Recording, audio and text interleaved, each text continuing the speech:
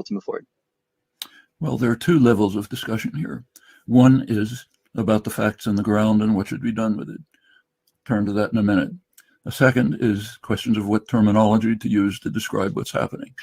Here, you can decide that you are willing to live in a bubble as distinct from the entire world. You're free to do that. There are three notions that came up. The biblical rights, which have absolutely no status, none. Nobody in the world can say 2,000 years ago, here's my story of what happened, so therefore I have a right to do it now. You can't live in a world like that. Nobody in the world ever makes such a claim. You want to make it, okay, but then just admit, I'm out of the world, distinct from the world. Now, yes, totally distinct. If you really want to play that game, the Palestinians have more of a right to claim to be descendants of the population from 2,000 years ago than I do.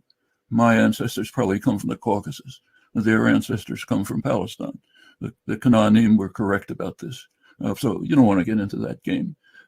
Biblical rights have no status. Now let's turn to legality and occupation. There is 100% agreement among all relevant international institutions, not just the United Nations Security Council, including the United States in unanimous declarations, but the International Court of Justice, the World Court, the Red Cross, which administers the Geneva Conventions, Israel's own top legal authorities, all agree that the Jewish settlements in the West Bank are in violation of international law. 100% agreement. Israel doesn't agree, fine. Israeli Jews want to live in some little bubble of their own, they're entitled to do so. But you can't overlook the fact that that every relevant international institution disagrees on the question of legality. Same with occupation. Every relevant international institution recognizes that Israel is occupying not only the West Bank, but that it's also the occupying authority in Gaza. So as far as terms go, the correct terms are Greater Israel, Israel's illegal expansion into the West Bank.